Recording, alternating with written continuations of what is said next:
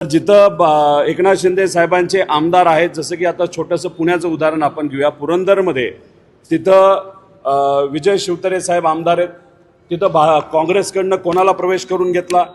जगताप म्हणून जे माजी आमदार आहेत त्यांना तिथं प्रवेश केला. म्हणजे एकनाथ शिंदे साहेबांना वाकड्यात भाजप त्या ठिकाणी जाताना आपण सर्वजण बघतोय. त्यांच्या आमदारांना निधीसुद्धा भाजप मुद्दामून देत नाही अशी चर्चा आहे. आणि आपण जर बघितलं तर एकनाथ शिंदे साहेबांच्या प्रत्येक मंत्र्याला इन्कम टॅक्सच्या नोटिसेस तिथं आलेल्या आहेत.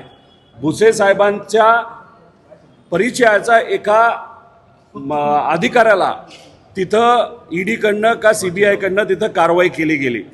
म्हणजे चुन चुन के हम मारेंगे अशी भाजपची तिथं भूमिका आहे. आणि एकनाथ शिंदे साहेबांना मुद्दामून फक्त ठाण्यापर्यंत ठेवलं.